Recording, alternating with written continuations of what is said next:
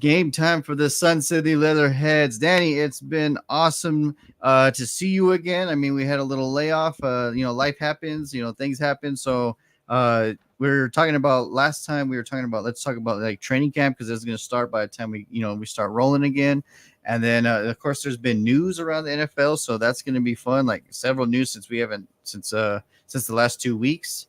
Um, how have you been, Danny? Like, what's going on with you, man? Things are going good, man. It's been pretty busy with work and family life, and how things are going on here in Phoenix. But other than that, I mean, it's been pretty good. It's just been really busy. So, like you said, it's always good to be talking some football. We're now on in training camp season, so once like we reach training camp season, it's perfect because then start the Hall of Fame games, then start the preseason, and then dang, we're in the middle of the NFL Right. football season. Yeah, So exactly. it's good Like it's a times. bang, bang, bang, and then boom, we're off to the races. Like next week, we get our first game already. Like that sounds crazy. Like it's Yeah, like I can't remember an earlier Hall of Fame game. Like it's literally the first of the month. Like that's pretty yeah, quick.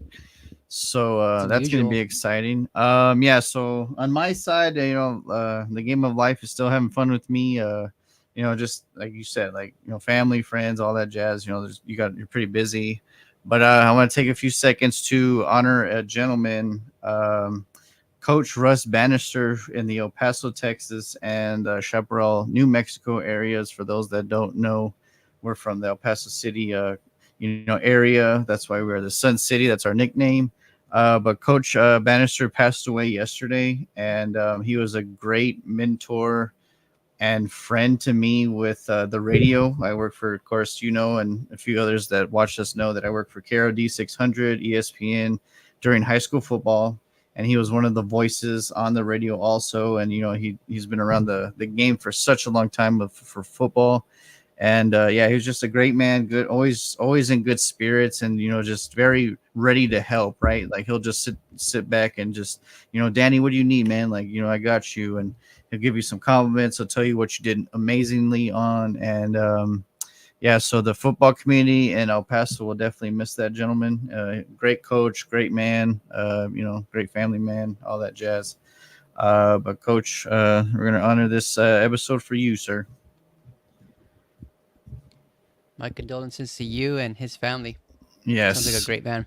Oh man, he was awesome. But yeah, man. So breaking, I mean, news, right? News like two wide receivers. I guess we'll mention from the jump. So 2 weeks ago, we since we haven't been able to talk and show the people some love. Jordan Addison. We were talking about how the Vikings just lost Kyrie Jackson in a massive accident. And then of course it ended up taking his life, which is tragic and terrible. And then the very next week, Addison is arrested in the airport, I guess, like in the LAX. Like I guess he like was passing out, and like a DWI or something. And yeah, not a good look for Minnesota. We were talking about how Kansas City was having a rough off season. The first few episodes of the podcast of our season, and then yeah, the Vikings are catching up right now. So like, it's pretty sad to hear all that and see all that for Minnesota and obviously Kansas City too. But yeah, it's pretty crazy. Yeah, that was surprising. That's the last name I thought I would have heard be involved in a DWI or DUI, whatever they're calling it in that state. But yeah, we talked about Jordan Addison having breakout potential, and so for him to be involved in something like this, it's not a good look. Hopefully, it's something that he can overcome and won't happen again. But going into a season where you're trying to get some chemistry with the new quarterback and all of that, I don't know. He just maybe Yeah, his head's you're not. in His, you're oh, exactly. Like your head, like it's got to be screwed on a little bit tighter, right? Because it's year two, and NFL's not for long. Like he's got the talent, he's going to be around a while, but the not for long part for him right now is that you're not going to have the same team like you did in college every year. There's a few people in college that went to the draft and then maybe transferred, but the NFL free agency, retirements, like, I mean, look at the quarterback position, right? Minnesota, like it's a complete overhaul compared to what he was used to last year. So Even the Yeah. running game, like it's crazy. So yeah, you gotta kind of be locked in and try to stay focused, and you got to get that repertoire right. Like you can't mess things up before you even get started. So that was pretty wild. Yeah. But to your point, I think going back to that, right? It's kind of nerve wracking as a Vikings fan, right? Because you want to know that you have a good supporting cast, right? You have Justin Jefferson, you have Addison, and so now it's like, yeah, Jordan Addison had one good year. Hopefully, it didn't get to his head where he thinks it's going to continue every year after that, right? You have to put in the work to be consistent in this league, and you mentioned that right now Yes. that consistency is key, or if you don't have that consistency, it's gonna be not for long, like you just mentioned. But yeah, that's the only concern that I have. Right, he seems like a good guy. He was a hardworking player and all of that, but just making sure that he takes that into account. He knows that his career is just barely beginning. Don't end it on something that was a good time in LA or whatever it may be, but you just got to be more professional. And well, 2 points I'll put. Well, one, I mean, you're gonna be a wealthy receiver very soon, right? Like you're already gonna make some good Yeah. cash because you're wide receiver number two, but like you're gonna get banked in. Like get an Uber. Like there's other elements and ways that can help you not and avoid all that. And then two, going back to your point, you hit it on the nail in the coffin, right? Like if you're a Vikings fan, you're like, dude, like we just picked up Sam Darnold. We lost Kirk Cousins. We picked up Sam Darnold, who's been a journeyman at this point. We don't know what he's going to be. And then now you have a quarterback that he signed his rookie contract, but he was going to hold out too if he didn't get his full guaranteed rookie contract. So I'm like, this guy's already holding out. He hadn't even played a damn pass in the NFL. And he's over here saying like, I'm going to hold out if I don't get full money. I'm like, dude, you're a quarterback. You're going to get paid. So you better calm down and show up.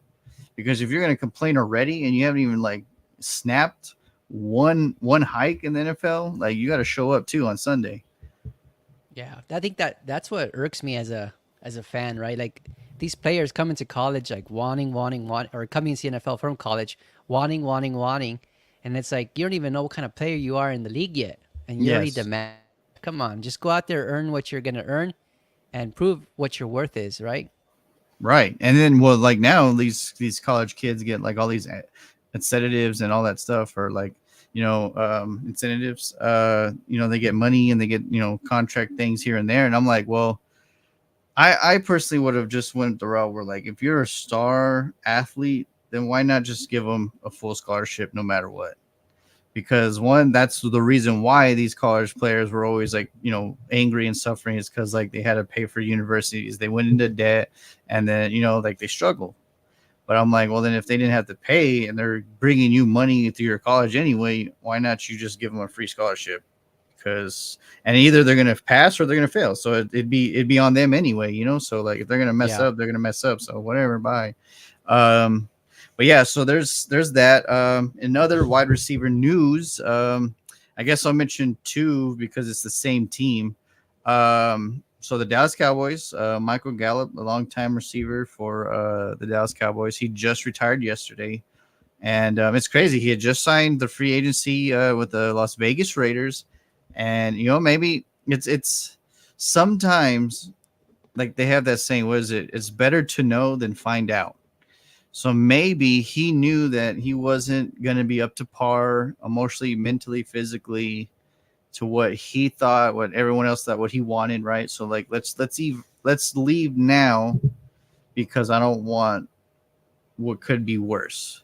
So he got off. I mean, those 2 years of his injury, I mean, that really tarnished him, right? Because they took a lot away from his productivity. Because before that injury, he was doing amazing stuff for Dak Prescott. He was very physical, and he won't have Hall of Fame numbers obviously because he didn't play the longest, but his sideline catches were by far one of the best sideline catching I've ever seen as a wide receiver. And one of the plays that comes up to me is when he scored that corner touchdown against the New Orleans Saints.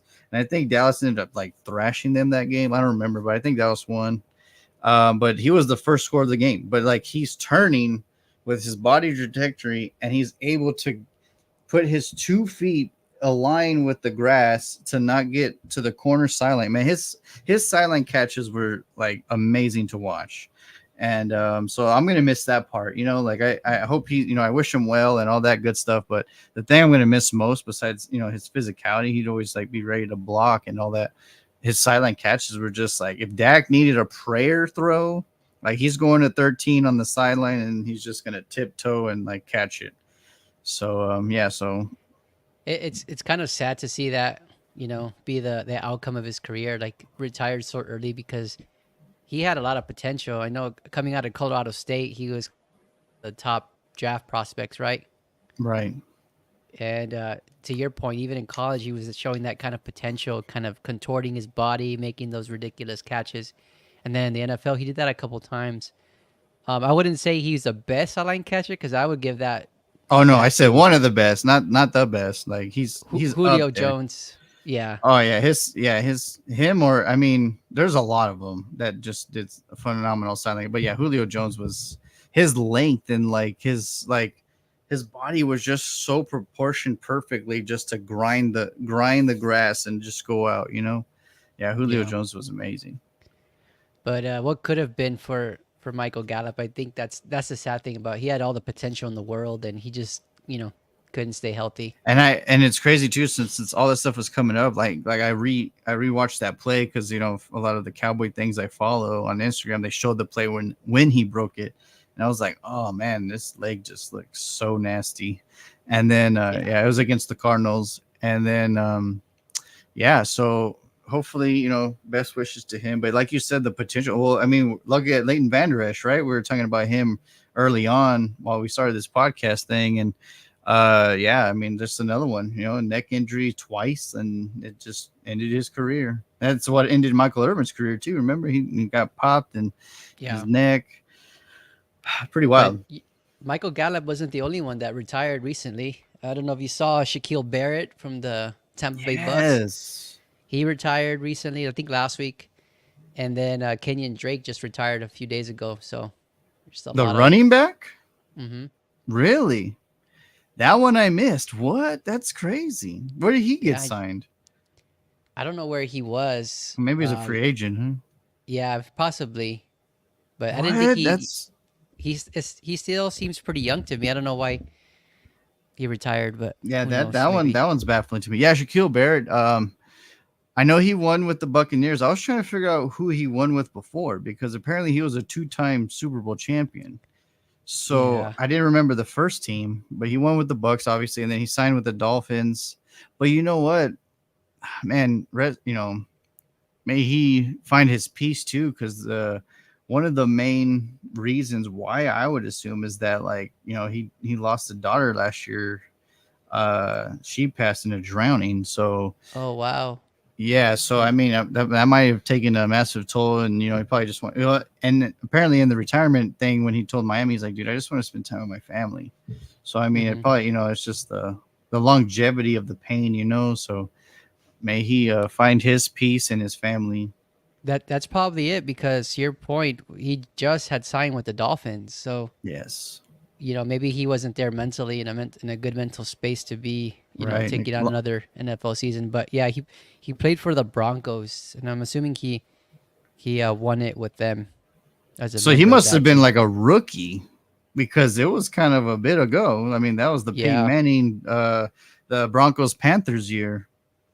When I did they was win? thinking 2015. I was Yeah, thinking he was that a rookie.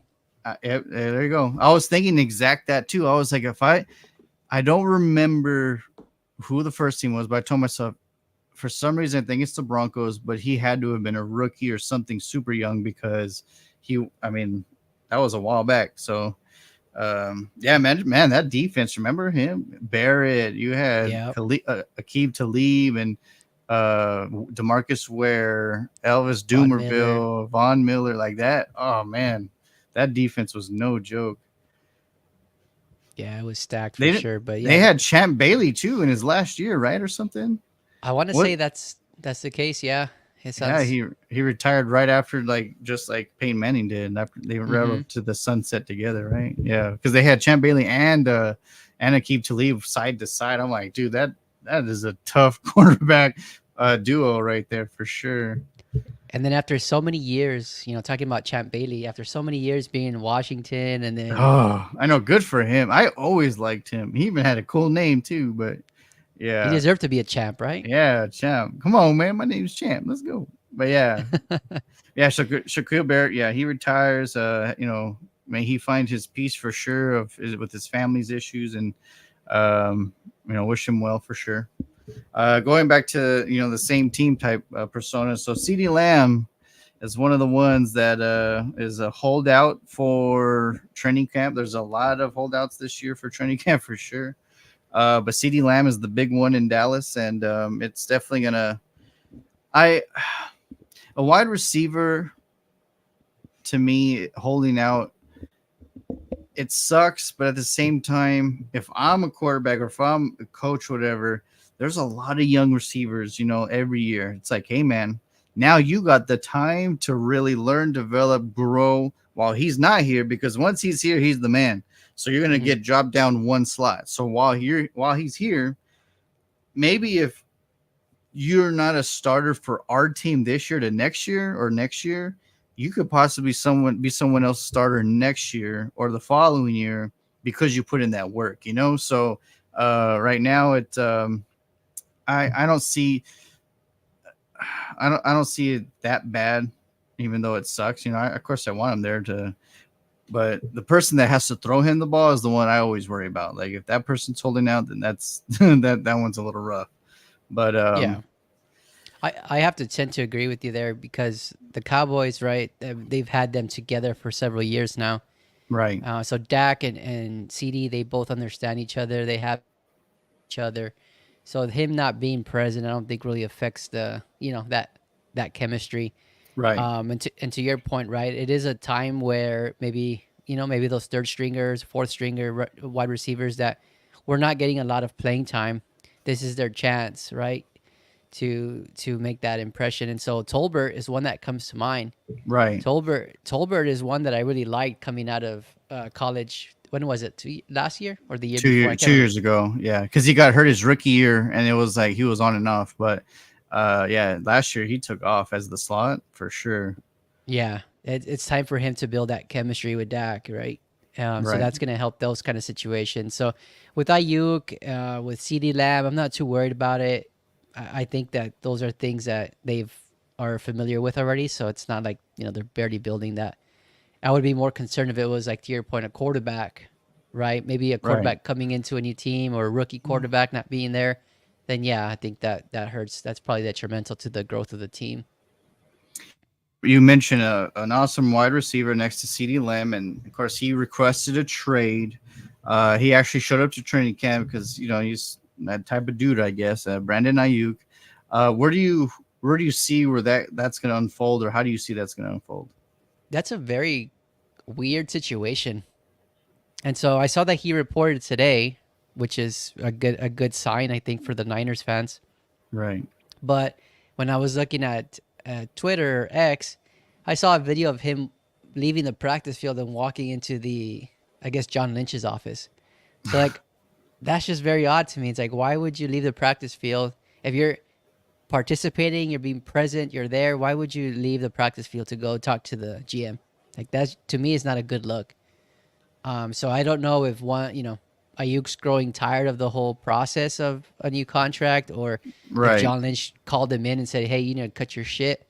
Um, it could be either or.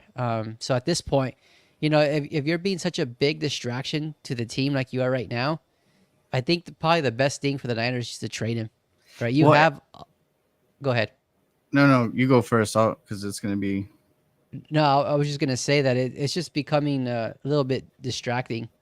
You have like George Kittle talking about how he understands, right? It's a business, it's the NFL, but at the same time, like he hopes they can come to an agreement or something like that. And then Bosa, I think it was Bosa. No, it was Fred Warner. Sorry.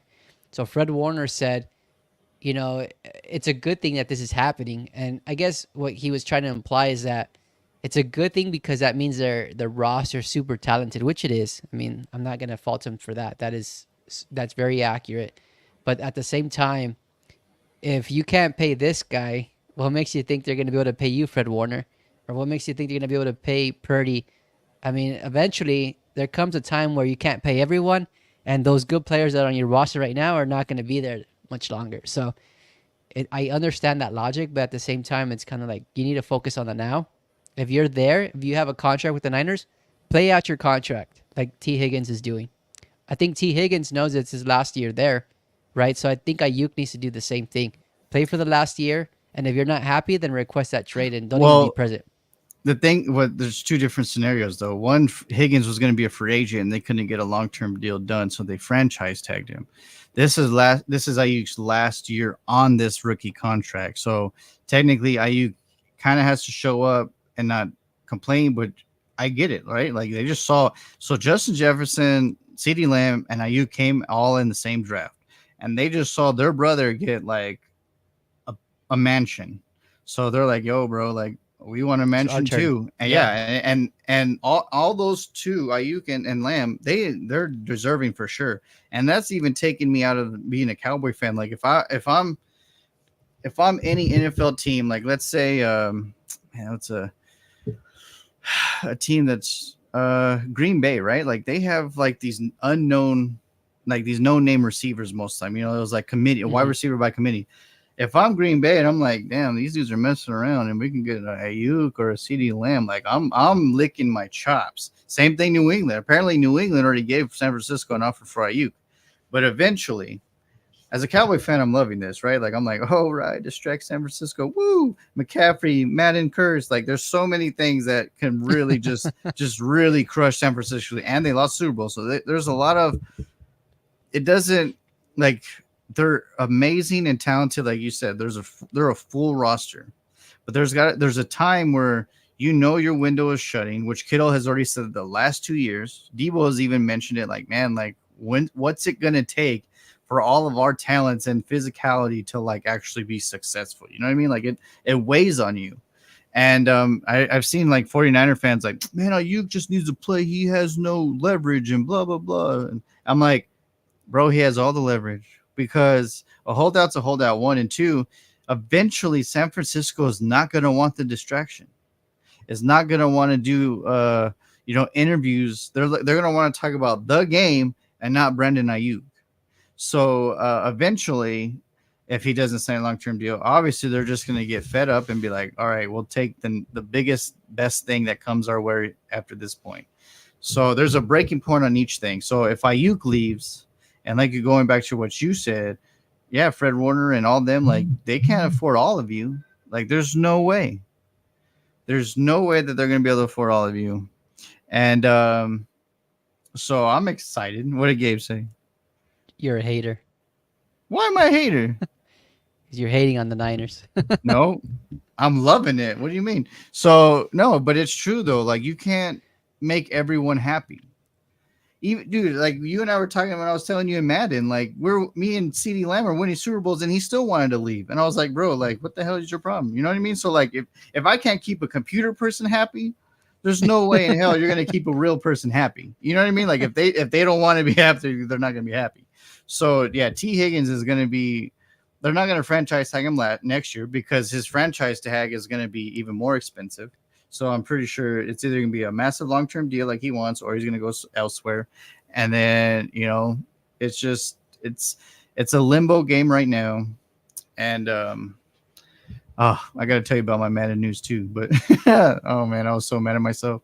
But anyway, yeah, so Ayuk situation to me it could be the first domino that just tips this San Francisco gauntlet that they build. And once this thing teeters, another one might fall, and then slowly another one might fall because they're big gauntlets, so it's going to take a time because they built a damn good team. But going back to what you said, when things blow up and they can't afford everyone and they can't make everyone happy, what's going to happen? Like they're out the door. Right. They're out the door. People want, more players want trades. Like Debo, wouldn't surprise me to see him want to trade eventually. Yep. And I don't know if you saw the Receiver show on Netflix. Have you seen it? Uh-uh. You need to see it because it's cool. It's just like Hard Knocks, where it follows a player through the whole season, and of course last year they went to the Super Bowl, so they had a lot of success. And so both Kittle and Debo were featured on that show. And the thing is, like, they both talked about how they lost, the Super Bowl in 2020 to the Chiefs, Again. and Yeah, again. yeah, and their mindset was that we're not gonna lose it again. We're here for revenge and all that. Of course, they lost it again in the last couple seconds. So like those kind of defeats are not easy to deal with. And No. so if for example, this year they don't have the best success or a successful season, then they're gonna start growing tired with the front office. They're gonna start growing tired with Kyle Shanahan not trusting him to get them past that. Right. Granted, he's a coach, not the player, but still, he puts them in those positions to excel, right? And to call a great offensive scheme. And apparently, they're just gonna grow tired of that. He's the offensive coordinator who still wanted to throw 30 yards when he was up 28-3 in the Super Bowl. And look what happened. Yeah. Sometimes you just gotta do what's working for you and run the damn ball. Like they should have just honestly in that overtime, they probably should have just ran McCaffrey the entire time and Yeah. wasted time. They could have done that. Yeah. They got they Got close too. cute. They weren't they like 1 yard away too when they did the last pass? And I'm like, okay. Well, they were driving the ball, but they wanted to get cute and throw it. Yeah. And they stopped the clock there. Yep.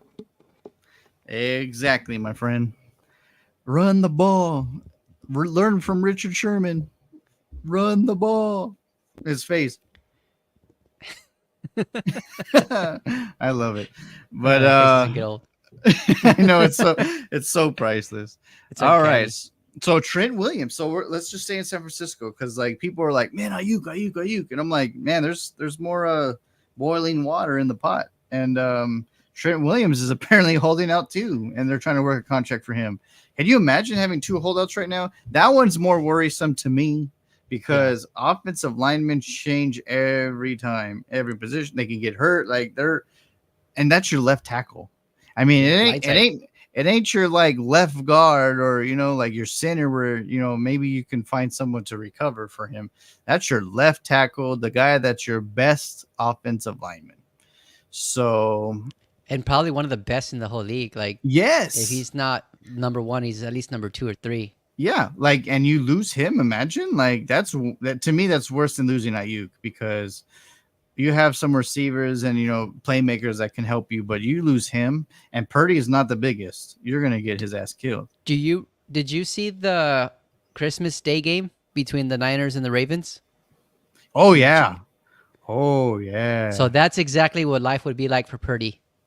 Because he was out, right? Well, no, I don't know if he was out that game, but I know that they blitzed him a lot, and it was a different Purdy than what we were used to seeing. And see, I don't know why people are afraid to not repeat success. You know what I mean? Like everyone's like, oh man, but they got Ayuk and Debo and Kittle and blah, blah, blah. I'm like, dude, Baltimore blitzed them the whole damn game and they beat the shit out of them. You know what I mean? Like that offense looked atrocious. And you had all those star powers. Like what happened? And that was in San Francisco, right? Like they just blew them out of the water at their home stadium. Amazing. But you know what too? I don't know why Dak hasn't learned to run against San Francisco because all the running quarterbacks, Patrick, Lamar, especially in that game, Lamar almost had 100 yards himself, I think. And he was just running around and Fred Warner and all them were like, you know what I mean? Like they were like pissed and tired, like by halftime because Lamar was doing his thing. I'm like, damn, Dak, like, what are you doing, bro? Just keep running because apparently they don't like it. So, but yeah, that Baltimore, it was like what? 30 something, 40 something to like 10 or something. I was like 30 something to 10 or something like that. Yeah, that was a big shocker. Like at that point, the Niners were the number 1 team in the whole league, and they were just manhandled. Then they became the number 2 seed, right? Or no, they stayed the number 1 seed. They did become number 2, and then they got it back. Yeah, that's right. Yeah, that's crazy. But man, how wild. Whew, man, it's been fun, man. So that one is probably more concerning for me as an NFL fan is not having your left tackle Oh, hold out. absolutely. Like that scares me. Like I hated to see Tyron Smith go, but I'm like, one, he's been nicked up and banged up, and then of course he's like, well, I want to win a championship. That means he doesn't trust Dak, right? But for sure, like that says it all. But I'm like, I'd rather have him go from the jump than playing teeter totter. You know what I mean? Like, because Yeah. it'll strain us, and that I'm glad he made a decision and put his big boy pants on and he just left. I was like, all right, I'm down. So there's been so Daryl Worley, he's with the Ravens now. They're adding depth to their secondary, which I mean, hell, that defense is already really good. So they're just adding depth. They also got Eddie Jackson. Did you see that? No, Eddie Jackson signed with them 2 days ago or something like that. So yeah, they're getting a lot of depth on their secondary, which is good for them. That's their staple, right? That's the defensive backside. That's probably one of the and strengths of their team. And what I always say, the most important pieces besides the quarterback are the tier B pieces that no one talks about because they're going to be the guys on special teams or if Yep. someone gets nicked up, that's going to come in and just show up and do his job. So Yeah. good for them. And then going back to like a surprise, like damn, adding depth, Cam Akers to the Houston Texans, like rich get richer, like that. Mm-hmm. That offense was already amazing. Now you add a Cam Akers who can do a wheel route.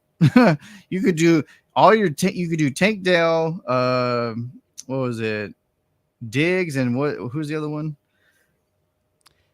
It was Mixon, Diggs, Dell. Um, who else are we talking? Who's the one receiver? Oh man. But anyway, I'm at because Cam Akers is an amazing running back that can do wheel routes. Yeah. He loves screen passes because he did that a lot in LA. Los Angeles. Yeah. So imagine like you send everybody else on a fly, like, and then you just do him a wheel route with already the physicality of your offensive line. Yeah. I think that's going to be a great play. And that was a good, smart move by the Texans to get Akers just, simply because there's like Akers isn't meant to be your three down back. Like he's Right. shown that he doesn't have, the health to do that. So you have Mixon kind of being that three down back, then you have Cam Akers kind of being that change of pace. And then to your point, now being able to be a pass catcher as well. I think there's like no drop off in my opinion with the running back spot. So Yeah, and let's say Mixon needs like a time off or like half a, maybe he gets nicked up a little. You're like, hey man, we got a solid number two that can hold it down for the rest of the game. And then you're also forgetting about Damian Pierce. Like that dude broke out too 2 years ago. Yeah, and yeah, so I'm saying like there's three of them that can be someone else's starter. Yeah. Yeah, it's crazy, man. The Texans have built, I think, a juggernaut. On paper, they look great, Yeah. and they look poised to compete for the top spot in the AFC. But hopefully, they put it all together. I agree. Like that'd be cool to see, right? Like it'd make Jerry Jones look more stupid. So I'd be down with that. So I'd be so down with that. Have you seen Joe Burrow's haircut? I mean, I didn't think that was gonna come up, but I should have known. bro, I mean that he looks like Slim Shady if you ordered him from Temu. Okay, like it looks terrible, man. But Yeah, they were making fun of him like crazy, calling him, Eminem, calling him yeah. Cody Rhodes, calling him just all sorts of people. Yeah. How about you worry about getting healthy, sir, instead of trying to look like a rapper? He got bored, man. What can you say? But that's funny. I forgot what else I was gonna say too, but I got tripped up because I saw the picture and I started laughing. What else you wanted to talk about, Danny? Oh, there's just a lot, man. I guess that's what happens when you don't record a podcast for 2 weeks, right? So we touched on the Texans. Let's keep it there. Texans, Diggs, I've seen a lot of good footage from him on training camp. I don't know if you've seen. Like Diggs his route running is amazing. He's getting that separation. And he's showing to be like that number one target for CJ Stroud already. Right. So I mean, it's scary to see, Just makes you wonder, is it going to last all year? Because we've seen this Diggs before, right? The first Right. year with Buffalo, he was amazing. Even the second year, but there was a drop off, throughout the season. So if the Texans are really poised to make that deep run, and get into the playoffs, possibly a Super Bowl, like, are you gonna get a consistent Diggs that is gonna be a difference maker all year long? Right. And then okay, lightning hit me. Nico Collins is the other receiver. So Yep. um but yeah, that I can't wait to see them. And you know what? Like honestly, that whole Texas rivalry, I'd always be like, oh man, I can't wait to can't wait till we whoop the Texans. But now I'm just like, I just can't wait to see them just throw down this year on Monday night. Like that's gonna be so awesome. Diggs versus Diggs, and then like like it's gonna be awesome. Yeah, I can't wait for that one. That's gonna be a Texas And showdown on for and sure. on Monday night too, which just makes it even better. Smart. Yeah, that was Yeah, smart. yeah, they were like, this is too perfect. Woo. But yeah, man. How many Cowboys fans get converted after that game? Probably not a lot. There's good Cowboy fans still in Houston when I was living there, and man, but it was like their Super Bowl. Like they can lose every game. But it was like, man, if we could just beat the Cowboys, man, I'll be happy. And it would just like make me crack up. I'm like, that's all you care about? Like, man, you sound like everyone else in the freaking league. Like, man, I hate the Cowboys. I'm like, dude, why don't you show love to your team and tell them you want a Super Bowl? How about that? Our teams can't be good, Jay. All right, that's our Super Bowl. Our Super Bowl is beating the Packers. Damn it. Dude, this year it's time. Like you guys gotta Yeah. Uh, it. I say that every year, and I'm tired of saying it, and I'm always wrong. So they But you have to know show what me. though? To me, someone that's outside the box, and you're the hype in the Bears. This is the best team that has the chance to do that twice this year. Like I Yeah. think you can upset them in Lambeau, and I think you guys can for surely beat them in Chicago. And I damn Green Bay. You know what? We're going back to holdouts and news, right? We're talking about a person that can hold out, that can be the most effective dainty to your team, and that's a quarterback. So Jordan Love holding out is beautiful to me and beautiful to you, but is definitely not going to help the Green Bay Packers because like you're in. I granted you want a contract extension. I believe like you deserve it. But that was your first year as a starter. Like you sat for what, 4 years, 5 years? Yep. And I'm like, people have film on you now. People, you know what I mean? There's like so much. You don't have Aaron Jones there to back you up anymore. Like you don't know how that's gonna go. There's so many. And I think one of the receivers left in free agency too, if I'm not mistaken. I'm trying to remember who that. But I'm saying like we're talking about the first person on the thing, not for long. I'm like, dude, you gotta show up because your team's gonna be way different. And who knows if you don't click.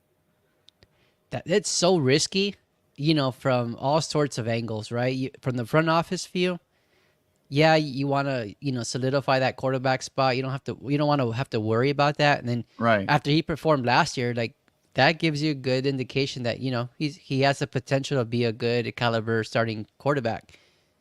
But like you said, it's just 1 year. And, year 2, year 3 is always different because defensive coaches are smart. They pick up on little tendencies and they eliminate those things, right? So Right. if I were the Packers front office, like I would say, all right, you know what, Jordan Love, we are working towards an extension, but this year I want you to play out, your 5th year option, and then if you can show us that consistency from last year to this year, we'll give you whatever you want. Because right now, I think Right. Right. the ballpark that they're in is about $50 million a year. I would tell Jordan Love, all right, Jordan Love, you're at 50. We could do it now for 50, but wouldn't you want to wait to see if you can get a little bit more than that, maybe 75 or whatever? Because if Right. you show it 2 years in a row, then everyone's feeling good about themselves. Jordan Love's feeling good about his potential to play quarterback in the league. The front office is trusting him a little bit more. Now it's just you're just gambling. Like right now, it's like you don't know what Jordan Love you're gonna get this year. So to me, it's very nerve wracking if I was in their shoes, even a fan. Um, but this could be disaster, and I'm hoping it is disaster. Yeah, But we'll like see. as many times they've hurt us in the playoffs, like yeah, I wouldn't care if it becomes disastrous. So I'm like, you know what, whatever. And Aaron Jones isn't there anymore, so I don't have no love. You know, like he was there, so there was a percentage love because he's from where we're from, and you know he was playing ball with me a few years ago before he became famous. But yeah, he's not there anymore, so there's like no love I have for them. Just the history. I mean, you know, Lambo and Bart Starr, and you know, way back in the day. But yeah, I think that this can be very, very troublesome in the long run, especially how long he holds out. You know, and what I mean, who knows? And then injuries can happen. Hmm. So man, I don't know. And what scares me too is like when you hold out, your body doesn't get into football shape like they say. You know, like you're not getting hit, you're not getting rushed. Like look at Aaron Rodgers. This dude always sits out like at all these damn preseasons. And what happened? Mister Achilles himself just goes down and he didn't even get touched. Yep, And I'm that's like true. Jordan. It takes a couple games to get used to that game speed, the in shape, right? And Yeah. if So you're let's away, I mean, say he let's is say there, right? yeah, He's at training camp, but he's just not practicing. He's holding in. right. So And I'm like, let's say he sits out half of preseason. Like what? I mean, are you gonna be? I mean, are my you gonna be? my gut tells me that they're gonna fix it pretty soon. I think they're gonna give him what he wants, whether it be Oh, I'm 55 sure. million or whatever. But I just think it could be a mistake. That's all I'm saying. Yeah, like so. My thing is, like you said, Ayuk has leverage because he's a receiver. Like it's not going to hurt them tremendously. You know, it's not going to hurt them terribly. But you lose a quarterback, or you make a quarterback go through this. That's when you're. I mean, look how the Packers have been good drafting quarterbacks early before they get to start, right? So Favre, Rogers sat. Rogers, Love sat.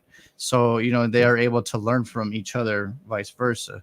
So you may not get lucky next time. You know what I mean? Like there might be not a golden goose waiting to sit, you know, while he watches Love, and then you know it may not work every time. But Yeah. it's going to be interesting. Same thing with Pittsburgh. Like I saw a Pittsburgh person that does blogs or whatever on my Google thing, and it said that what if Wilson gets released before the season starts? That'd be a Because shocker. it'd be a shocker. But if you're having a quarterback competition and you have one that's way cheaper than the other, you're going to get rid of the expensive one and try to keep the short one to get more people. Well, it all depends on how they structure that first contract, right? I know it's a 1 year contract for Russell, but did they guarantee any money? Because if they guaranteed in the upwards of $8 to $10 million, like don't even cut him, because you never know. Justin Fields gets hurt, Yeah. and you need to have a backup plan. And what I heard recently, which I was super happy, is that Dallas is going to prioritize paying CD before Dak. And I'm like, Good. yeah. Like, what the hell? Like, ding, ding. And going back to what you're saying, Danny, with Jordan Love, granted, Dak had played more years, but the year that he got his contract extension was 2020, the year of COVID, where like he was all the offense, but he got injured. But I'm like, our team wasn't that great anyway. So I'm like, he lucked out, to be honest, because they're like, well, he got injured and he was actually like lighting up the league. But what happens if he was able to stay healthy and he didn't light up the league towards the end of the year? So I Yeah. mean, there's so many possibilities with that, you know. Like, so he lucked out on his last one, or his first one, I should say. But That was a big shocker too. Going back to that year, 2020, like no one expected that production from him, and he did ball out. he was balling out the first 4 weeks until he got injured, and we were actually gonna we were no, it was like 5-6, but the Giant were. I mean, he was whooping the Giants before he got hurt too, and then Hmm. thank God we still won the game. But yeah, it was just weird. Like he started to find traction, and then the defense was starting to like find traction. And I was like, and then I guess people were finally listening to Mike McCarthy's year, right? Because that was his first year. So um, That even was the Andy Dalton year, right? yeah, there's Dalton. There was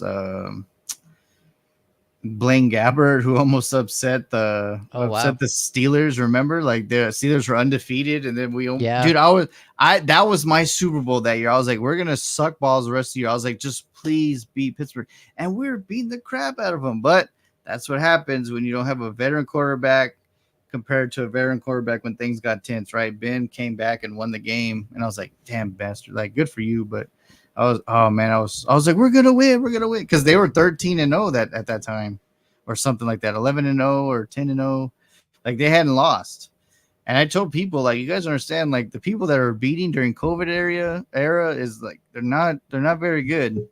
I was like, they're gonna get trounced once the playoff starts, and that's what happens. They stumbled in the playoffs, or at the end of the year, they became 13-3, and then they were one and done in the playoffs. Like they got their ass beat. It was just a weird year that year for football in No, general. oh yeah, and then like Steelers some were fans were there. undefeated. Yeah. Yeah, no, some fans were in the stands. Most people had like covered stands and just the noise of the fans, which is Yeah, really that's weird. weird.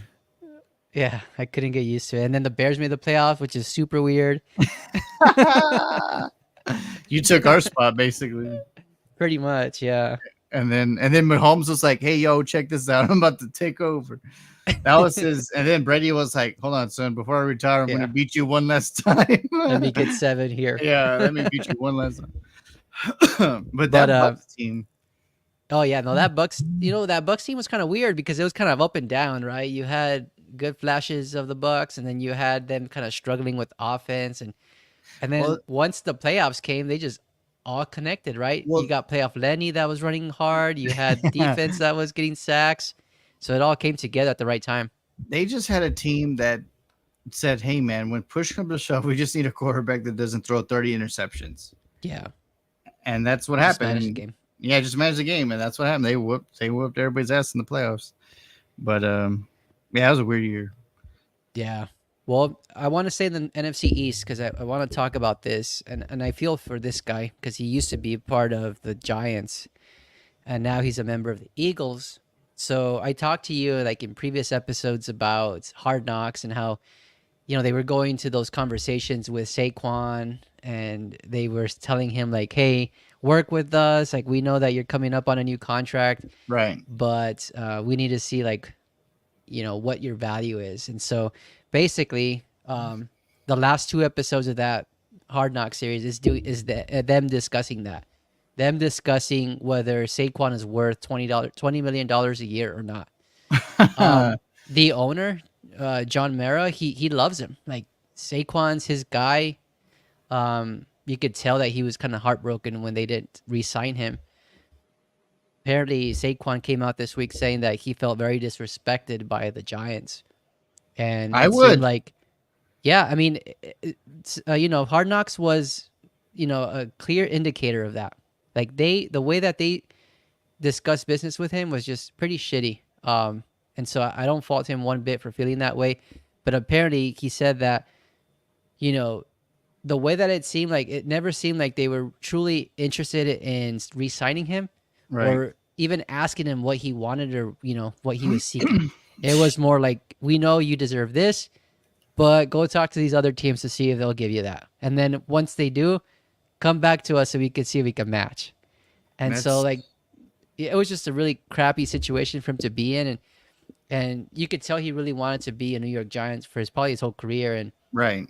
now he's going to wreak havoc on them if he stays healthy with the Eagles. And that goes back to the old regime of the Giants where the GM and the head coach had a clue, right? Like they knew what was valuable to them at that time.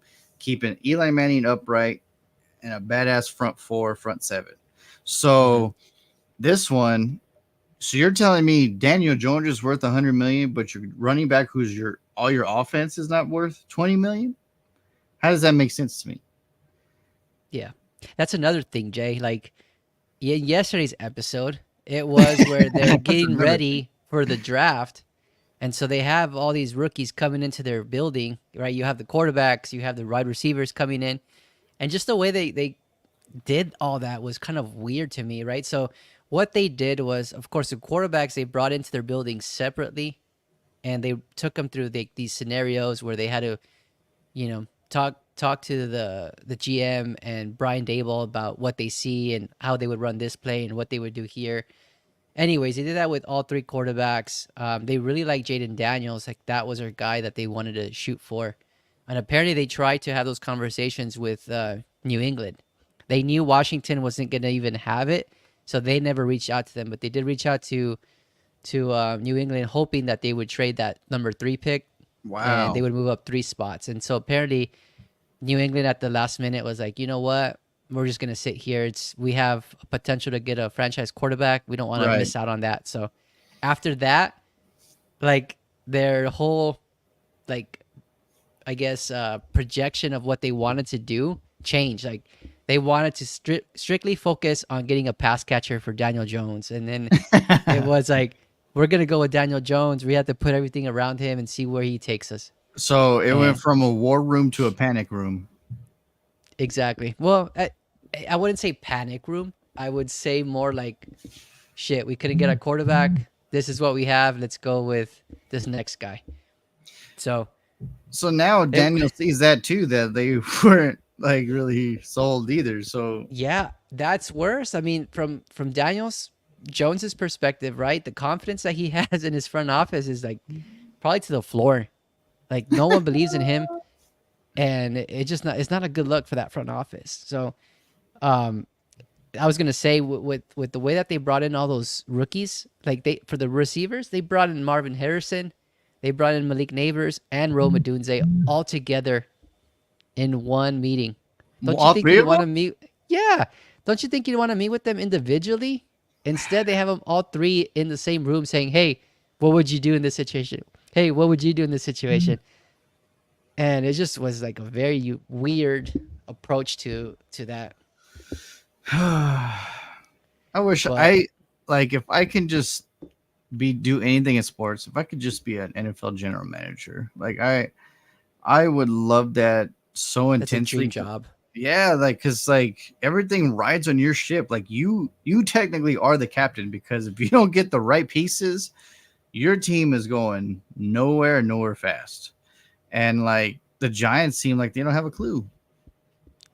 Yeah, it was very weird. But you could tell like the owner John Mara, he loves that team. Like he wants to be involved. He is involved, but Right. it's not to the point where like Jerry Jones involvement, right? He lets them do their job. Yeah, But well, what yeah, he because will he would have do, kept Saquon.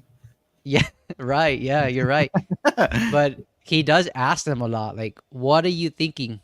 What are you thinking here? What are you thinking there? Like, why are you doing it this way? So he challenges them in that way, and he just kind of lets them deal with it, right? That's Right. the outcome. But it shows the very stressful nature of that job, right? Like Joe Shane does not have an easy job. Like you have John Mara breathing down your neck, asking you why. You have Brian Dable is always in your office asking you about, hey, what do you think about this player or that player? And then you have like all these different people, like the media, everybody in New York, kind of just asking like, what the hell are you doing with not re-signing Saquon? So it's a tough job. It's a big market. I don't know. I just don't know Yeah, if it's gonna and work. and you're the Giants. Like you're one of the most prestigious, not just NFL, but you're worth more than most sports teams in the world. And I'm like, and you're doing this weird crap. Like I don't. Oh man, you're Yeah. failing your team for sure. Like the GM and the head coach. To me, it just seemed very odd because you have the Giants at a high pedestal, right, based off of their the success that the franchise have had and the legacy of that franchise. Right. For them to kind of approach it this way, it was very surprising to me. I would have never thought it worked this way, but it is what it is. And then say I don't know if you saw it today, training camp footage came out of Daniel Jones, and it was a screenplay, right? The dude just lobs the screen pass way over the running back's head, and so people are like, "Oh God, what do we do?" Well, I love Daniel Jones because I don't think he's ever beaten the Cowboys. So so I'm all right with that. That's crazy. It's crazy. He Yeah, plays the Eagles well, but man, when he plays us, he's a train wreck, which is weird to me. But we'll see how it goes. Poor Giants fans. Like damn, that sucks. Speaking of that, dude, so apparently in Madden, Madden 25 better get their crap together, but apparently in 24 you can't change the logo or nothing. So, Really? yeah, dude. Okay, so it'll be quick because like we're talking about real stuff. So remember I told you that badass defense and like all that team that I built for the Bears. So I was tired and like I had gone through like the whole season 17-0. Like we hadn't lost the game. I was like, dude, we're badass trucking. And so the divisional round came because of course I got the first round bye. And I was going down to like play the game is the Falcons. So and you're gonna be like, what the hell? So because I was like, what the hell? I accidentally went down one more, and since I was tired, I clicked it, and it simmed the fucking divisional round. Oh, you lost. So we end up losing to the Falcons. Get this: the Falcons they get hot, they go all the way to the Super Bowl and beat the Ravens in the Super Bowl. So I'm going, well, at least I don't have to be the Falcons anymore because at least they won their first Super Bowl. But Danny, as a bridge quarterback, guess who won the Super Bowl MVP and Super Bowl with the Atlanta Falcons? Bridge I was, quarterback? yeah, he was their bridge because I guess I'll tell you right now why. Hmm. You're gonna crack up. And Rain Dakota Prescott was the Atlanta Falcons quarterback for 1 year, took them to the Super Bowl. They win the Super Bowl. Dak Prescott wins the MVP of the Super Bowl. And then the Colts, remember I told you I traded him to the Colts? Well, I guess the Colts was like, yeah, dog, our bad for letting you go. So he went back to the Colts probably with a massive contract. So the following year, I like this past week since we do a podcast, the Lions upset me one game. I was like, dude, I'm not St. Brown. Like, I mean, he was like God walking on water, like heaven on earth, because he was like catching everything and just I don't know. We weren't supposed to win. So that was the only game we lost. Of course, the Bears won the Super Bowl. Like, dude, I built another badass team because now the Bears were good. So now free agency, we're like, hell yeah, we'll come. Like, you know what I mean? I got Marlon Humphrey. I got Blankenship. Nice. Yeah. I was able to get like all these badass people. So we win the Super Bowl. So I was like, all right, cool. I promised Danny I'd win the Super Bowl. I did it. So let me go to the Browns, change their uniform and change their mantra. Well, now apparently you can only rebuild or relocate. And if you only rebuild the stadium, you can't change the freaking logo or uniforms anymore like they used to. So I'm pissed. So I got that stupid brown helmet on the stupid logo. Like it's so Browns. I tried, man. Browns fans, I promise you, I tried. It's gonna grow on you. Don't worry. No, never, ever. It'll never grow. But you know what made me what I don't get in real life? They don't have to be brown. Like they're called the Cleveland Browns because they were named after the owner of the original Browns. He was Paul Brown or something. Yeah. So they don't have to be brown. One, it's a stupid logo. It doesn't have to be a football helmet. Like, I don't know how they don't change it. I don't know.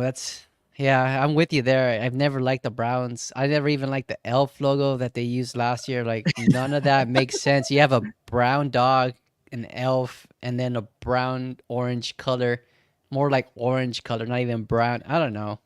They're just all confused. That's why they are a laughing stock, which is sad. And what happened when the Denver Broncos went from the what is it called? They were called the the Orange Crush uniforms to the badass pouncing Bronco. What happened? Oh, they just won two Super Bowls. Yeah. Yep. Okay. So what happened when the stupid orange creamsicles from the Tampa Bay Buccaneers went away, and then they went to those badass uniforms? What happened? They won the Super Bowl. Like there's a psychology to it, like for sure. What happened to the New England Patriots? The greatest uniform change ever. There has to be an intimidation factor to that. Like right. Because you went from the stupid Patriot hiking the ball looking all stupid to this, and then you win 6 Super Bowls. Like there is a psychology to a different uniform for sure. Yep. That's the problem with the Jets. Damn it. There you go. I used to like just have letters. Jets. Yeah, like what do you mean? They can't even spell. I think this is a good segue here because I wrote down on my notes of discussion points. The Jets are going with the classic throwback. Did you see that? which classic throwback is to like 2010, which that doesn't even consider a throwback. Oh my god, I don't Yeah, there's understand a the few logic. teams. There's a team that I saw, and they're gonna one of their uniforms is gonna be a throwback or something too. But they look really nice. I don't remember who though. Minnesota But it has a what? really nice white one, all Oh, white. those are bad. Those white crush ones. Oh, Yep. better than no damn brown helmet. God, I can't believe that's stupid. If I was a brown, like I would. If I was Miles Garrett, I'm going to be like, I'm going to the owner and be like, "Yo, dog. I mean, come on. Like, do I? Change the logo or I'm out. Yeah. Do I really have to do this? Like, we can look good and play good. Like, you know what I mean? Like, we don't need it. Like, Hey, I believe that. That's what Dion said, right? And it's true. Like everywhere that he's gone, Jackson State University changed up their whole freaking uniform. He went and they to and they became Colorado. relevant. Yeah, he knows what he's doing. Yes.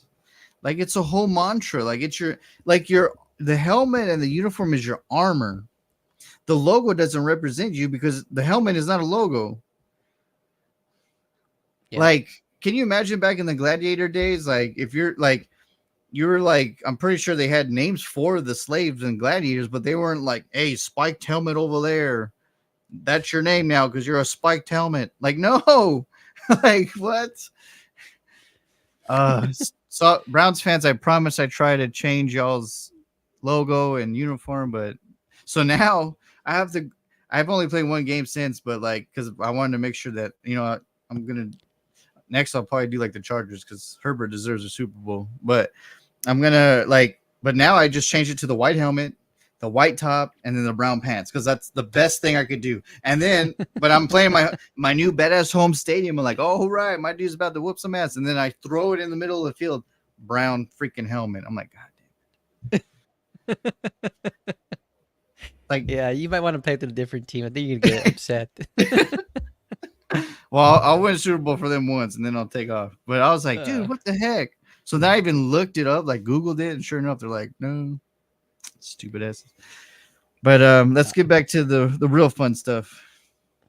all right. I want to talk to you about this because I would like to get your feedback on what you think about like Gerard Mayo situation, Dan Quinn, right? They're both new coaches coming into their new teams with new starting quarterbacks, or I should say rookie quarterbacks.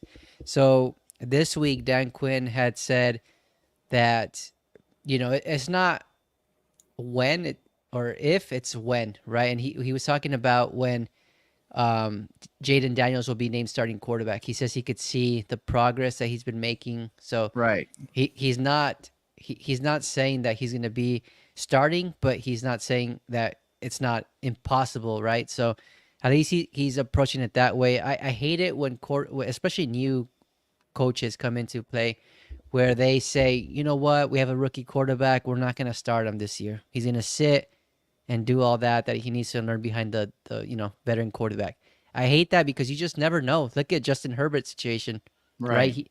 It was kind of the same thing there with I forget the guy's name, Anthony Quinn, or I can't remember the name of the coach at that time for the Chargers, but he said the same thing, right? Tyrod Taylor's our quarterback, and Herbert's gonna just learn from behind him. Fucking Herbert has probably one of the best years statistically as a rookie quarterback. He Like, broke every record as a rookie. yeah, I hate when coaches put limits on their players, right? Because you just Right. never know. It's very it's you can't predict what's going to happen in an NFL season. And so Mayo kind of said something similar, but more to the fact that Brissett's going to be the quarterback Yes. until Drake May earns that role. So I don't know if he shut the door there or not, but like, what's your approach in that kind of situation? Would you be honest about your rookie quarterback potentially starting, or would you just want them to kind of go the Aaron Rodgers route and just learn behind whoever's starting? I honestly think it depends who I have first. If I have a Hall of Fame quarterback that still has a year or two, three left, like Brett Favre did, or Drew Bledsoe did, even Brady sat what a year, I think. And it's one of those like if I Kurt Warner, I mean, people sat behind him too, so Mm-hmm. and he sat behind people. Like that's his whole story, is that like he was always the guy that was like the other guy, and then he became Super Bowl MVP. But I think going back to the quarterbacks that you're talking about, I think it's what Jacoby Brissett and what Marcus Mariota. That's the other veteran quarterback, right, in Washington. Yeah, he's there too. Yep. But So yeah, you're right. Yeah, it is them too. so then I'm saying I'm going to Jaden and I'm going to Drake. Be like, look, I mean, it's football, so I'd be like, look, motherfucker, I drafted you. I drafted you for a reason. I could have had someone else at 2 or someone else at 3 easily. So you're gonna show me. You're gonna show the world why I picked you, or else you're not gonna like the outcome of what going forward. Because I'd be straight up with them, and then with the media people, I would be like, you know what, like, don't worry, he's gonna get his due real quick, because I already told him he ain't gonna be a baby. He's not a baby, not college, not little league. It's not high school. Like, I drafted you for a damn reason.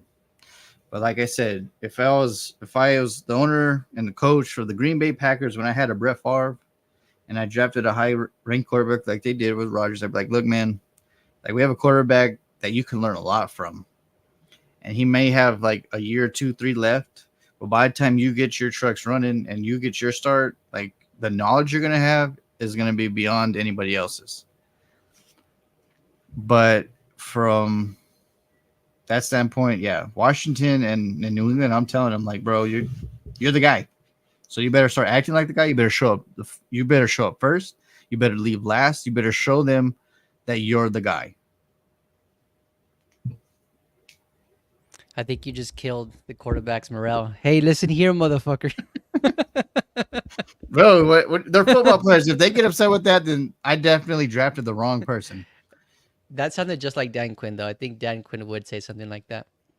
Yeah, like, But I mean, I would do that. Like, look, man, I didn't draft you high for no reason. Like, you're the guy. yeah, I guess you're right, though. It really does depend on who the quarterback is, right? Starting quarterback. And so if you have a caliber of like Aaron Rodgers or Patrick Mahomes, right? You wouldn't want to start your rookie quarterback.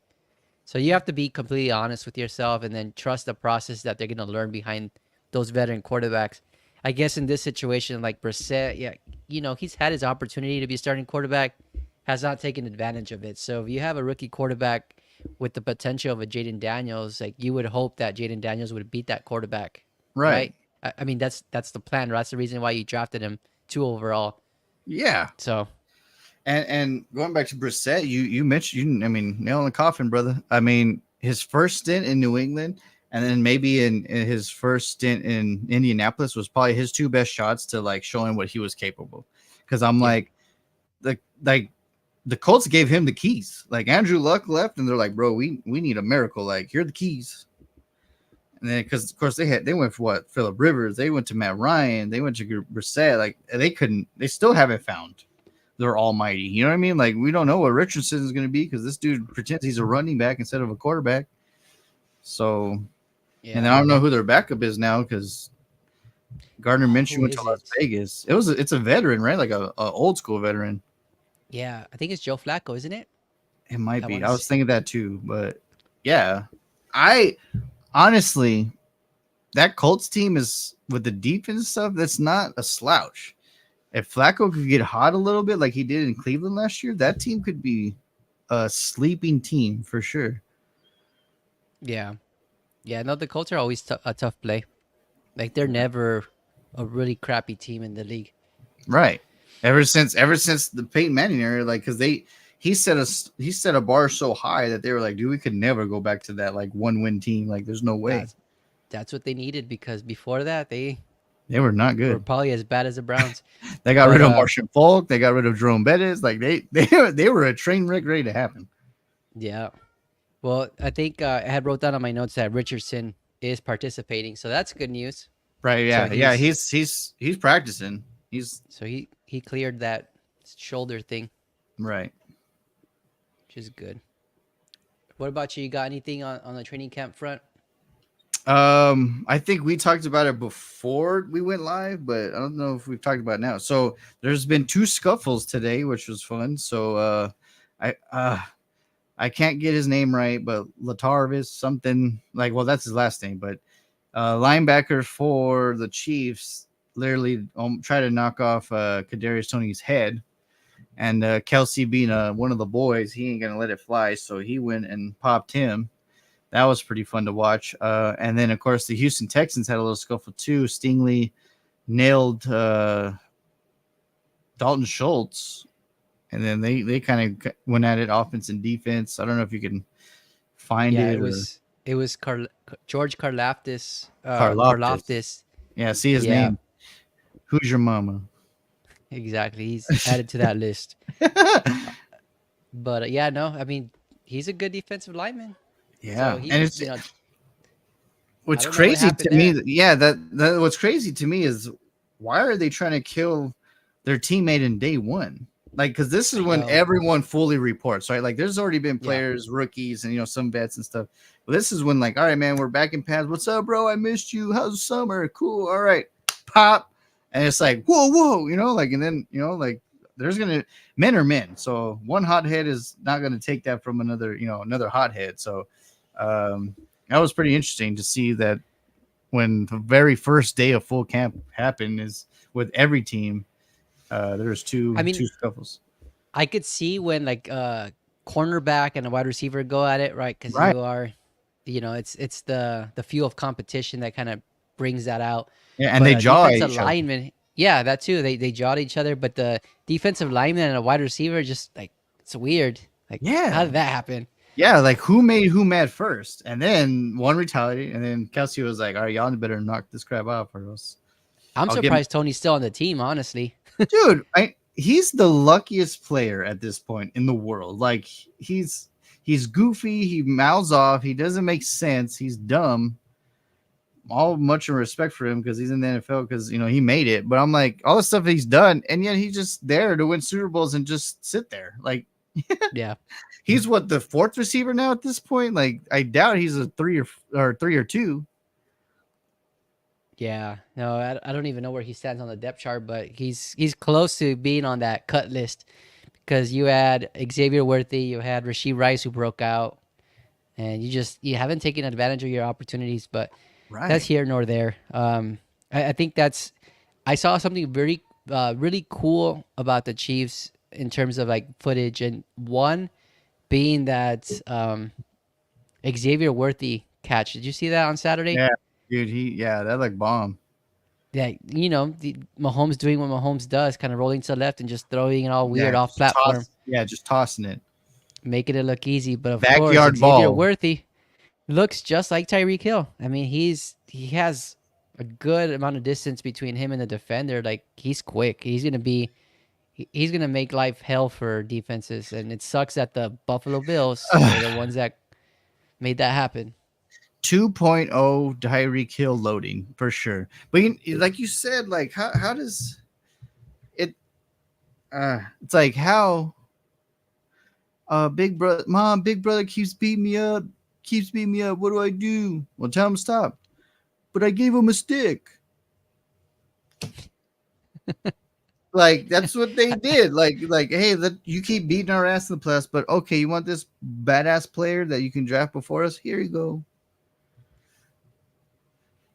Yeah, I mean they they messed up, and You are so baffled with that.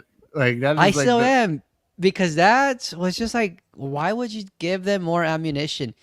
And not only that, but you had the opportunity to draft them yourself, right? In that spot. Yes, it seems like Keon Coleman. I don't know if you've seen Bill's highlights recently. Keon Coleman is showing to be a good wide receiver for them too, which Remember, is I like told first. you he should be drafted higher.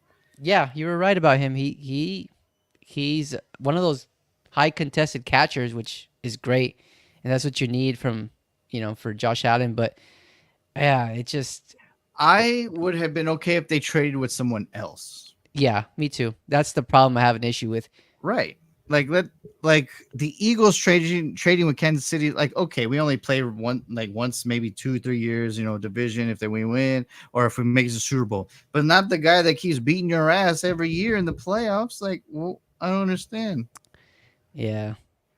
So yeah, that's the footage I saw from the Chiefs. That was like, wow, it's happening, isn't it? And You then know, secondly, today, I saw footage. It's not something very eye popping or anything like that, but I thought it was pretty cool of Travis Kelsey to be kind of that veteran, showing that veteran leadership on that team. Apparently, I don't know the name of the cornerback or the safety that was on him, but it's Reed. Reed was on him, kind of covering, and of course, Kelsey was doing what Kelsey does, like getting that separation. Even though right? he was super close, like he knows how to body people, kind of like in basketball. Yeah, And so, he caught two passes on Reed, and then right after that, it showed a video of Travis Kelsey kind of coaching him up, saying like, "Hey, you have great coverage, but don't let me get inside, because if I get inside, that's how I body you." And then Reed was like, "You know what? I noticed that. So yeah, I'll make sure I play you a little bit more aggressively." Yeah, he's like, "Yeah, do that." And then Patrick Mahomes comes running and joins the conversation. He's like, "Yeah, dude, you're doing great.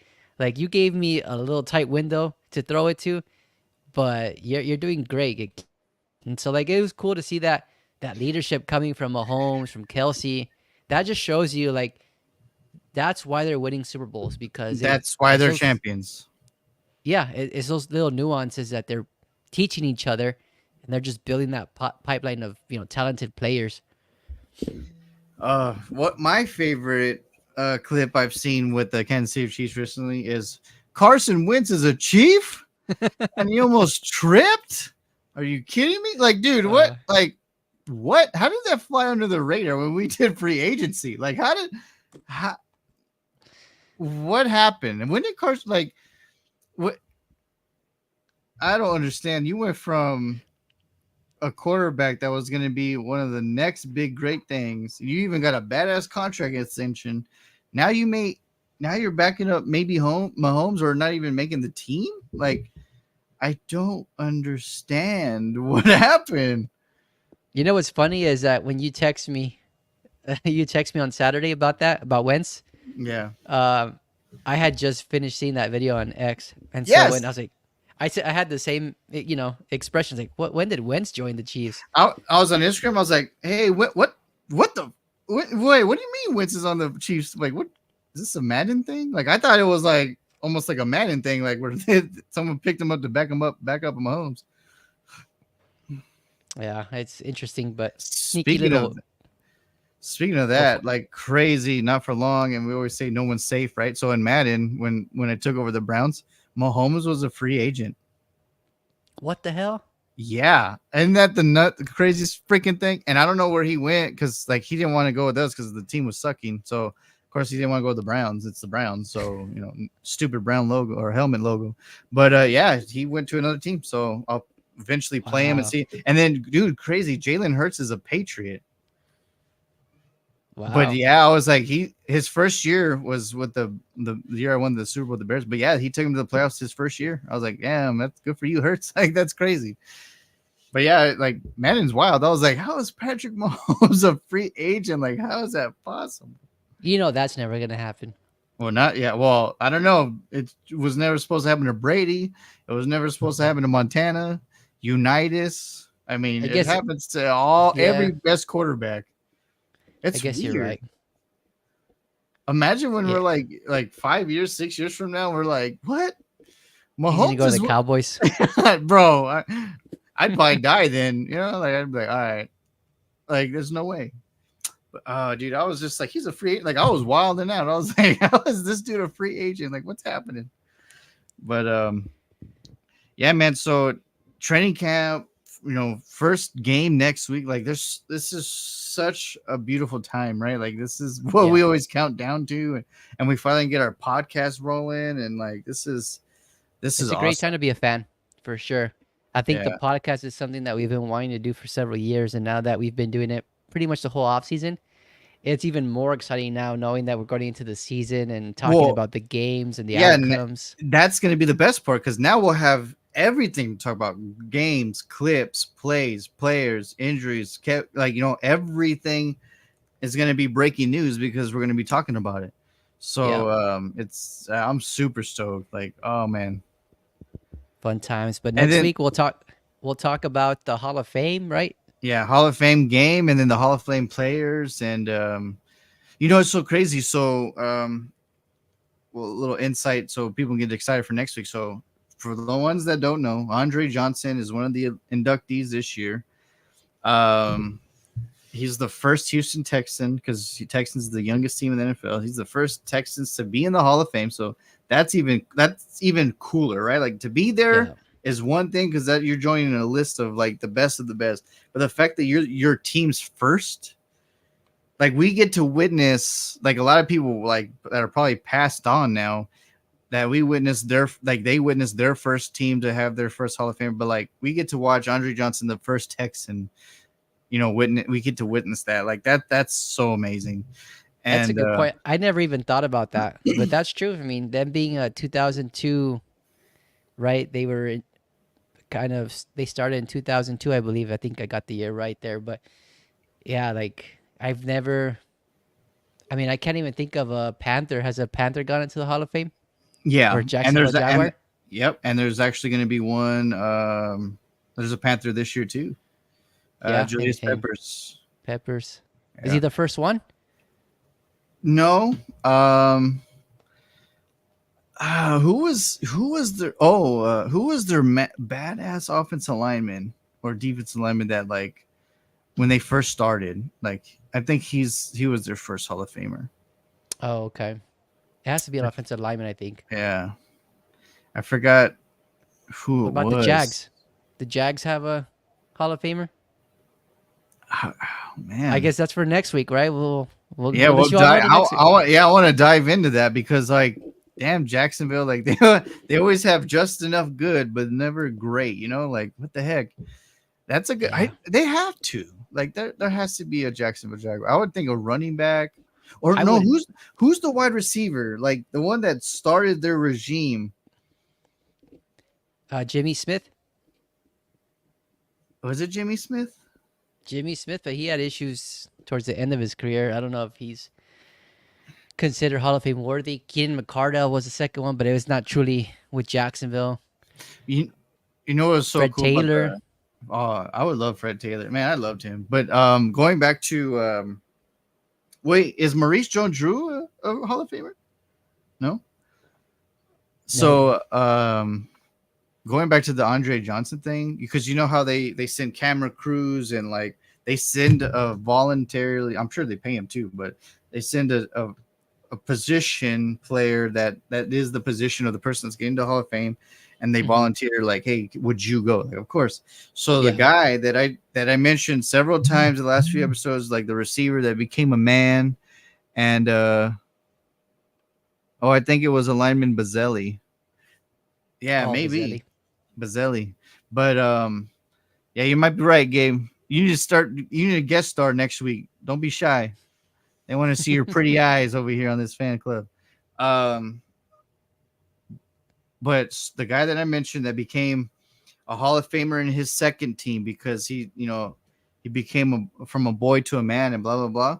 Chris Carter was the one that they sent to Andre Johnson. Chris Carter. Yes. So like Nice. they like there's camera crews, right, and they're following Chris Carter, and then he's like ding, like he knocks on the door or whatever. And it was so cool. Andre Johnson's mom and all them are there, because obviously they're probably waiting. So then as soon as they open the door, Andre Johnson was like, ah! Like, she already knows, like, 'cause she sees Chris Carter in the gold jacket, and he was like, bro, and he's like, you deserve it. So they hug, and I'm like, dude, that's so cool. We just be talking about Chris Carter, and then yeah, he's the one who told Andre that he was going in. That's awesome. Yeah, no, it's funny that we talked about Chris Carter a few weeks or episodes ago, Right. and I asked you if he was first ballot Hall of Famer. You said no.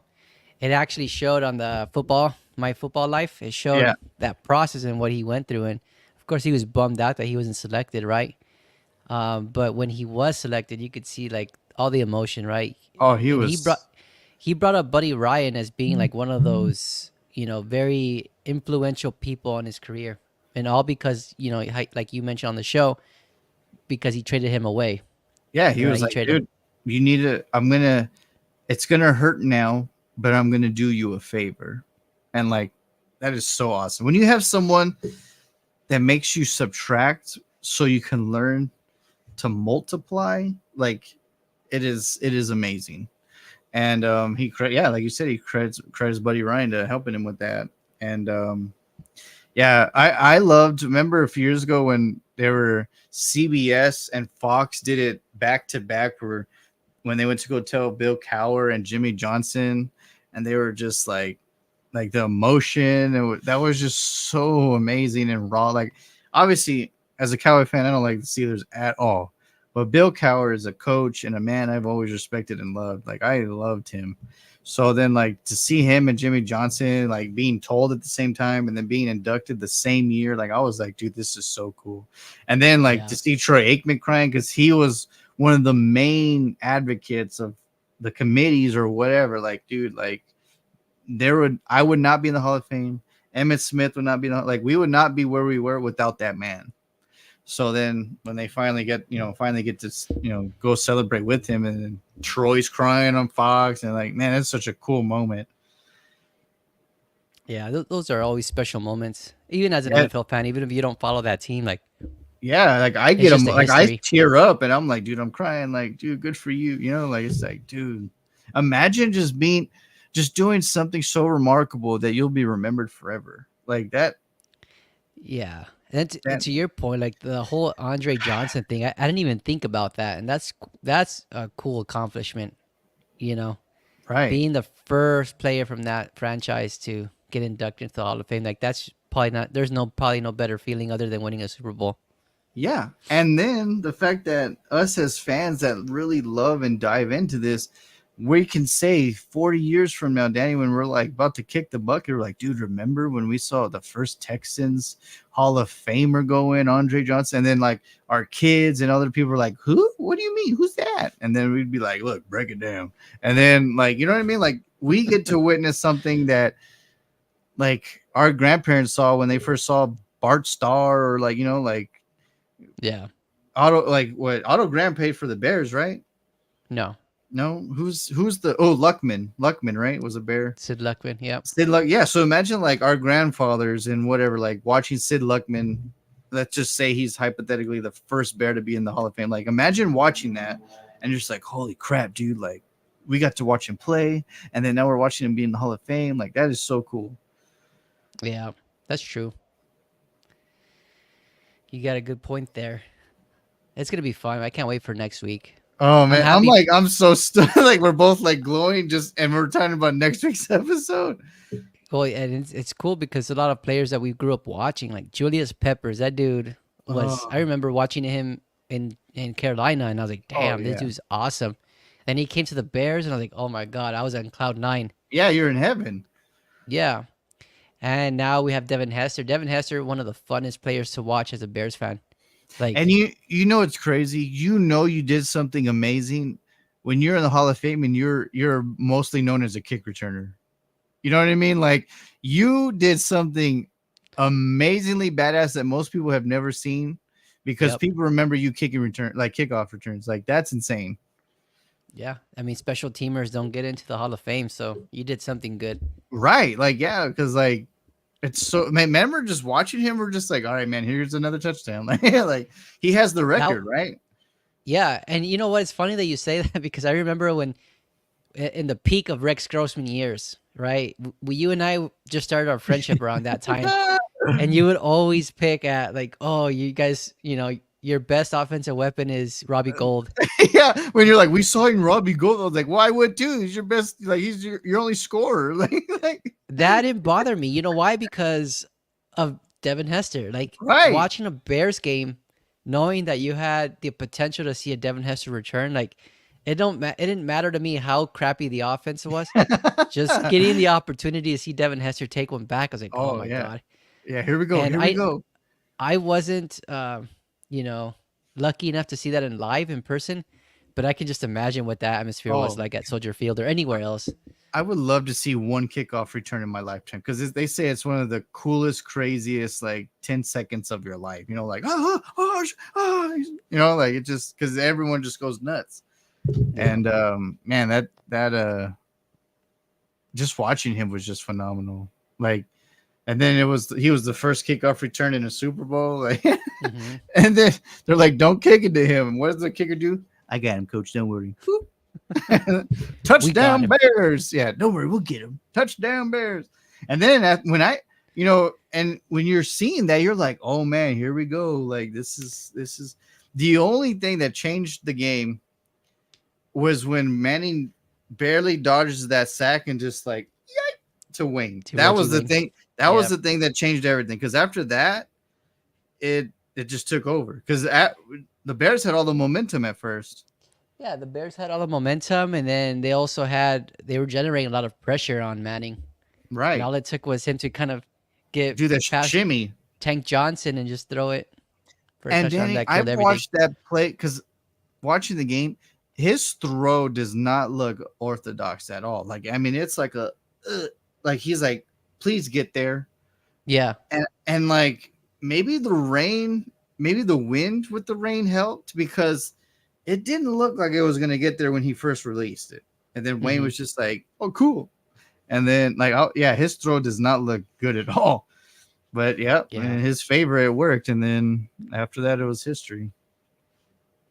And here we are, Hall of And Fame. then I 2024. know right? With Devin Hester, like good for him. Like, can you imagine? Like, what'd you do for the NFL? I returned kicks and punts. Oh, dude, like that's cool. Like, yeah, I'm in the Hall of Fame. Wait, what? Like, what do you mean you're in the Hall of Fame? No one gets the Hall of Fame for that. Like, well, I did. You know I what can't. though? It's going to be interesting though because yeah, to your point, you know, no one before now has done that. Has made so many impactful kick returns or punt returns. Right. And now this year forward, the rules are different. Yep. So how is that going to impact kick returns? It's going to And be interesting to you see. know what? Remember how I told you? Gabe's watching, so he'll agree and remember. I told you they with some of the Hall of Famers, they need to wait till they need to wait, or they need to do it before they get too old and die. Because Mhm. I'm like, if you're really contemplating on this person, do it now before they die, because like they'll never get to live it. And Yeah. going back to your point with the rule change, maybe this is why Devin Hester is getting into it now, because he could have probably done it last year, 2 years ago, but now the rule change, they're probably thinking, man, his record may not be what it was before after So he'll this new never get rule in. change, so he'll never get in. Exactly. So we might as well praise the guy from where the game's rules were to the game's rules now, because now, I mean, I think Cavante Turpin, dude, the last few years, Cavante Turpin was like 3 steps away from breaking at least 7. Like, I mean, like this dude's so exciting. Like for the Cowboys, I'm like, dude, you're just 1 step away. Like he trips on himself. Like he's so fucking fast. Like he's literally breaking away, and then he'll just fall because his feet are trying to catch up to his damn body. But it like that's how I see it. Is like, man, Devin is someone that changed the game, and why we're making this rule so we can see these better and more. So let's bring him in now before like maybe his record gets surpassed, and then he'll never get in. Yeah. That's a good point. And it's probably right. You don't know how this new rule is going to affect the kickoffs and those records, right? So and I just it sucks because to your point, like with football players being too old or they die and then being inducted afterwards, like Right. it's exactly the case with our second Hall of Famer this year. And uh, why am I drawing a blank on his name? Um, Steve McMichael. Oh yeah, So he's gone. well, he's still alive, but he has ALS. So how can he really? Is he going to be there? His wife's gonna be there. He can't make it. Like he's on hooked up on machines and all of that. So like, it sucks that he should have been inducted a long time ago. He was a part of the '85 Bears, and Right. he wreaked havoc on that defensive line. Like he was one of the key foundation pieces for that defense. Right. And he gets inducted 30 plus years later, right? Like that's just not right. Bubba Baker, I'm sure it would also say the same thing. Dude, yeah, like why is he not even considered? If just because sacks were in a stat back then, this dude owns the sack record lawfully. Yep, it needs to be in. Dude, how crazy. Like, oh man, poor McMichael. Yeah, that I mean, hopefully they'll show him like a clip of him live or something, That'd be like awesome. Yeah, hopefully. but yeah, like there's like Ray Guy, they're like they put him in right after he died. And they put, there's so Kenny Stabler. Oh man, let's put him in right after he died. I'm like, their first ballots, I feel like there should be one first ballot every year. Like, all right, who's the one guy that's for sure retired 5 years ago that's like undoubtedly the guy that deserves this, like a Brady, Tom Brady for sure. And then after that, it should be like the guy that played in the 50s, the guy that played in the 60s, the guy that played in the 70s, because then you're breaking it down where like, hey, we're not jeopardizing your health and age, and you might have a chance to live and see this. Yeah. Gabe was like, who? Bubba Baker, that's who. Oh, did he not watch last episode? What are you doing? What's he tripping about? Bubba Baker, bro. Al Bubba Baker. Dude, yeah. And he looks like a cool dude. Like I was like seeing his Facebook and stuff like you said. Like he seems like Me too. He seems like the type of person that would actually want to come hang out with, like join us and just talk. So like we need to figure out a way to get that, or even if we share the whole thing with him, what we can do is just tell him, watch between this time and this time we mention you, and like we basically figure it out. Yeah, we became instant fans because now we know the truth of who Bubba Baker is. Yeah. So Gabe, just to give you some background on Bubba Baker, his name's actually L Baker, but his middle name or nickname is Bubba. Played for the Detroit Lions and played for a few other different franchises in his career. But his rookie year, we were talking about best rookie performances on our last podcast, and he actually got, how many sacks did he get, Jay? 22? He had 23 sacks, Gabe, in his rookie year, so he should have the record. But he was drafted in 1978, and the stats of sacks didn't come into the NFL until 1982, so they just voided it. And he has 131 sacks total in his career, and they just voided it because the first few years of his career didn't count, supposedly. Yeah, and he was a pretty consistent producing defensive lineman, and then of course once he went to different teams, he didn't have that level of production. So age, and it was a different time frame. Yeah, well, and that impacted his career stats because they didn't count. So he should be in the Hall of Fame. He should still hold the single season sack record. So yes, Strahan's record probably doesn't exist. And the year he had that, he had 5.5 sacks over the next person. Like usually it's like one more, a half more, two more. Like he was 5.5 more than the next guy. So that's who we want to bring on the show. Hopefully he accepts. I want Bubba Baker and Gabriel Ramirez. Gabe podcast has to be on the show. I'm gonna send you the stuff, Gabe, so you can get on. Yeah, the NFL owes him an explanation. You're damn right, Gabe. Like, what the hell's going on, bro? Like, I get that you guys want to say the stats weren't until 1982. Okay, well then fine, but at least own up to what he did. Yep. Bro, he should be in the Hall of Fame and he should have the record. Like, what the heck? I just hope he doesn't get inducted when, he's not here. Exactly. And Gabe, check this out. So 1978 to what Michael Strahan did in 2003 maybe or 4. So 4, I think. You look at that, right? And that's when the league was transitioning from the running back to passing. Now it's all passing. So from 78, when it was power back, smash mouth, I'm going to bite your hand off, like hardcore craziness football. Imagine how many times he hit the quarterback. That's just sacks. Imagine how many times he hit the quarterback, because at that time frame, the quarterbacks weren't throwing it 50 times a game. Yep. That's wild. That's true. It was a different style of play. But that's even more impressive, honestly. Right? Yeah, that's what I'm saying. Like, can you imagine how many, if you would have played in this day and age, Like, imagine how many sacks he would have had. You'd probably double that. Yeah, he would be hitting close to 30. And then Yeah. you have 2 extra games. I mean, back then in 1978, I'm sure they didn't even play 16, right? 12 games. Yeah. So So imagine if he played even 16 before they upped it, or 17. you'd been pushing 30 for sure. Yeah, like he'd be in the 40s almost every year.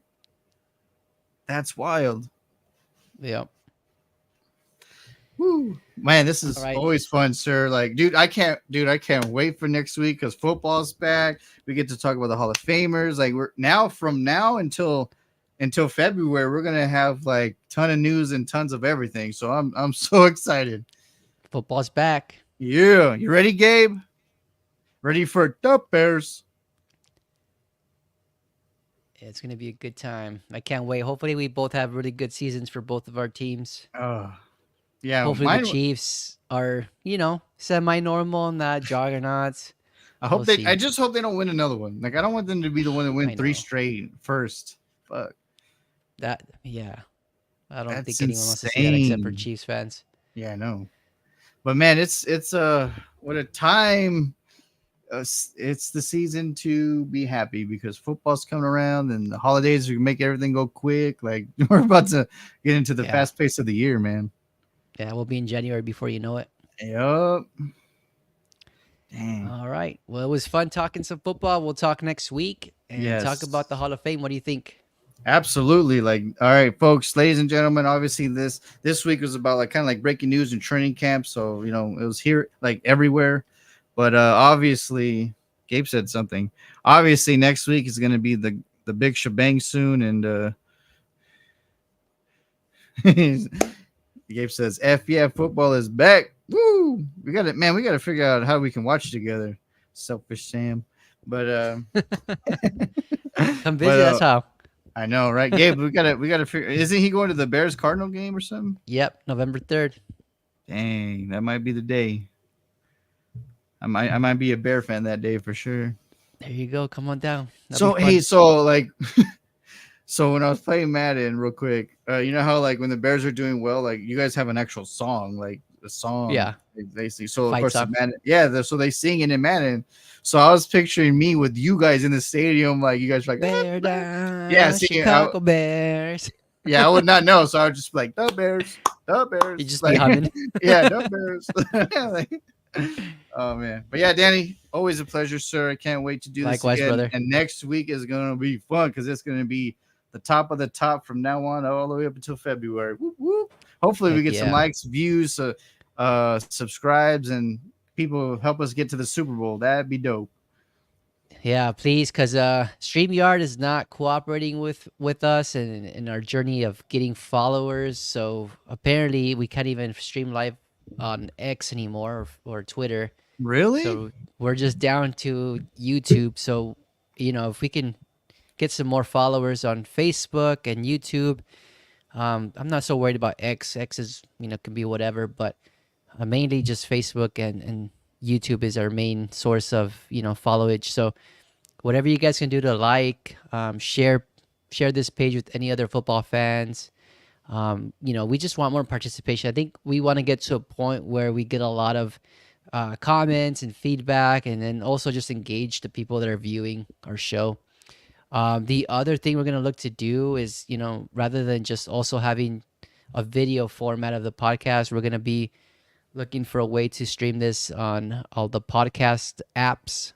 So Apple, Google, whatever their streaming app is for their podcast, streaming our show on there. So that way, if people can't always tune in or not in front of a TV, they can tune in later offline and then on the go. So that's the goal. That's the plan. So we welcome any support that we can get to help us get more followers. Absolutely. I agree 100%. Everything this awesome man says over here, my brother from another mother.